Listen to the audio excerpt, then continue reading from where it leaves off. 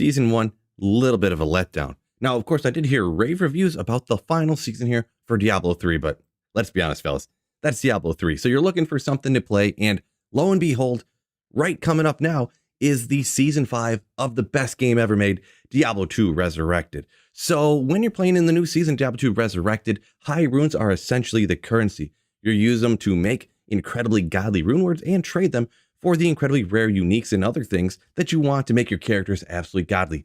But where do you actually find them from? So today I'm giving you a combination of tips and tricks, different builds, and areas that are going to help you find way more high runes.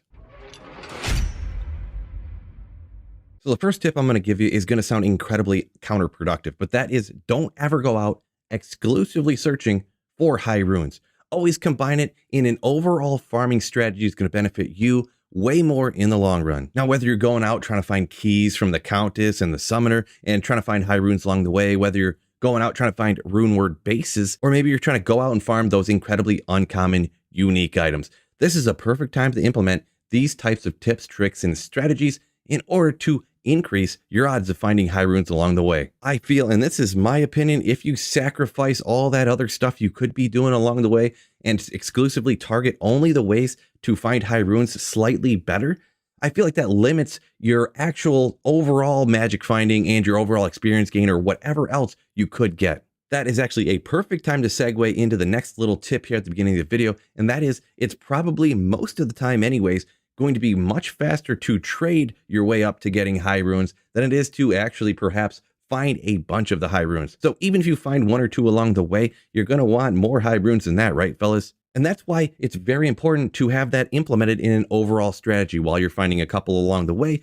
you're also going and farming to get, we'll say, those uniques you need from like Mephisto and Andaro, and then you can trade those for other mid runes or things like that. And then you can go ahead and make your rune words or even trade those up in order to get high runes. So never sleep on your ability to trade your way all the way to the top. And the third tip right now, you would be completely shocked the number of high runes I've found when I accidentally got one. And literally, I mean accidentally. Now take a look at this clip, and this is literally just from a day or two ago.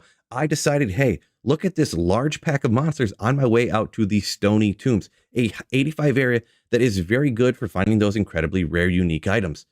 Now I go ahead and blast down this pack and oh, lo and behold, I get myself a low rune. So that's what you can see, that literally not going out and farming high runes, you might actually find yourself a high rune. Now I wouldn't stop and take out every pack, but if you see enough monsters, you know that they're a weak monster and you know you can slap down like 30 monsters in like 2 seconds, you might as well hop over and just wreck them real quick while you're on your way. Because every single one of those monsters is the pull of a slot machine. And if you can pull 30 slot machines all at once, instead of just pulling 1 slot machine at a time, you're going to increase your odds like crazy.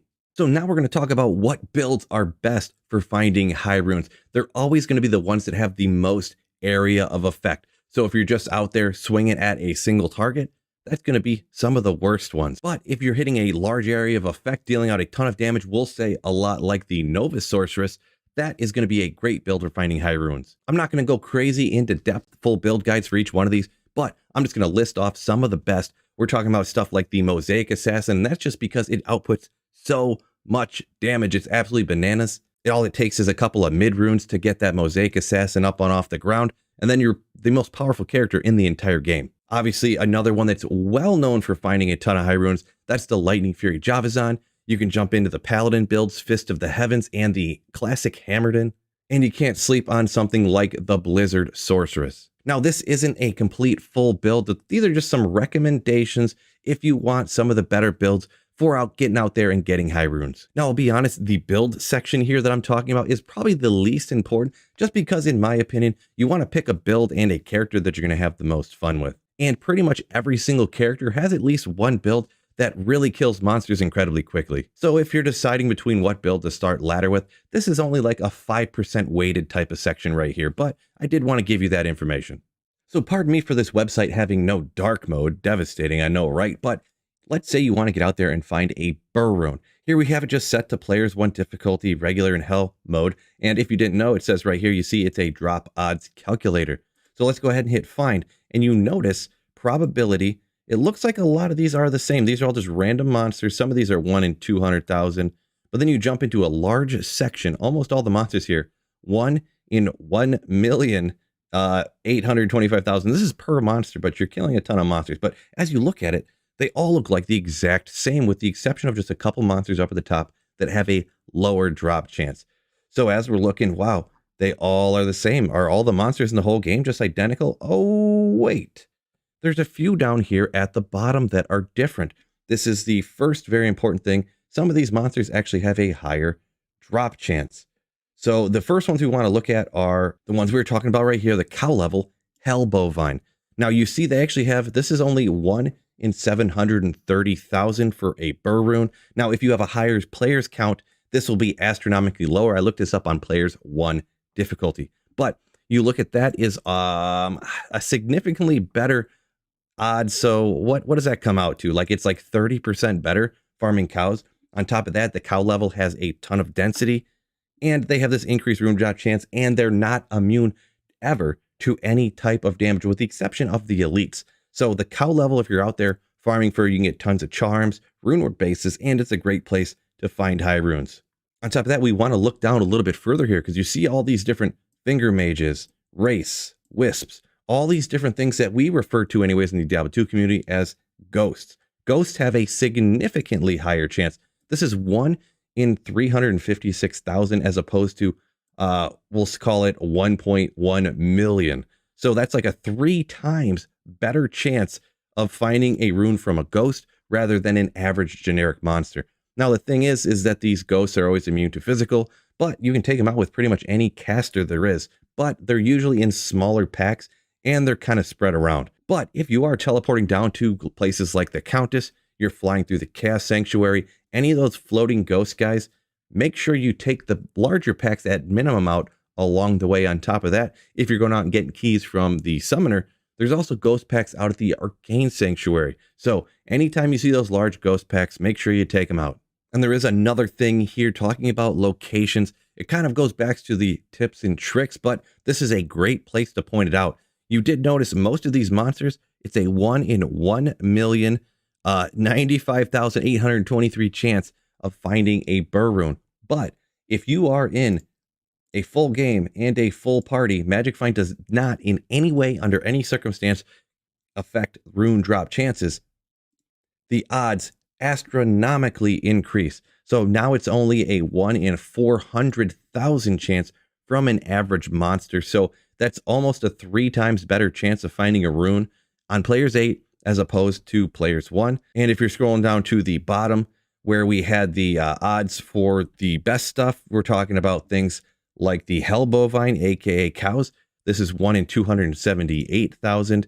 And when you're talking about the ghosts, it's only 1 in 100,000. Now, while those odds don't seem great, this is for just the burr rune. And you got to remember, there is what, like 10 burr runes? So it's only 1 in like 10,000 monsters. When you think of it that way, it's not as crazy, because it's not like you specifically want to get only one particular high rune. Trust me, you'd be happy finding any of them. Now, there's another one I got to talk about, and it's one particular instance. It's literally an exception to almost every single rule and every single tip that I told you right here. And this is, we're talking about any of the item find barbarians target farming out at Trav. Now, the different thing about the item find barbarian, this is where you can really target farm specific monsters over and over again, hoping to get high runes. You can get other good things out there. Trav is also known for facets and jewelry, but specifically what people farm out there at Trav is really they're hoping to get the high runes. Now, the monsters at Trav, the council can drop up to a cham rune. It's perfectly fine, if not considered best, to farm this on players 1 difficulty. Perhaps you could say farming it in a game with 3 people could be better, but farming it on players 1 difficulty with the item find barb is considered perfectly good. And the reason this is, it's part of what's in the name. It doesn't necessarily matter what type of attack you're using, whether it's Berserk, Frenzy, Whirlwind, whatever, but that is the item find skill. The item find skill works differently than finding items when you're normally farming in a game. The actual drop rate is based solely upon the percentage you get on that skill. It has literally nothing to do with the actual players count in the game. Generally, for normal monster kills, you only worry about having a higher players count to increase your rune drop rates. It's not the case with find item. So it's perfectly acceptable to go out there, kill the council on players 1 difficulty, and then use the item find skill on the entire council, getting a second chance at finding a high rune. And that drop chance could be equal to what a drop chance is on players 8 difficulty, even though you kill all the monsters just on players 1. Now, personally, I've never had great luck doing this, but I know for a fact what the odds are, and I've heard the stories from everybody else, and it's one of the reasons why this season I'm starting with the sorceress, farming up the gear to get barbarian, and I'm going to get out there and find those high runes this season from Trav with an item find barb. If the video helped you out, make sure you hit the like button, and if you're new to the channel, subscribe up. And if you want to see what builds are best for the season start, check out this video right over here. Peace out, fellas, and keep slaying. Some people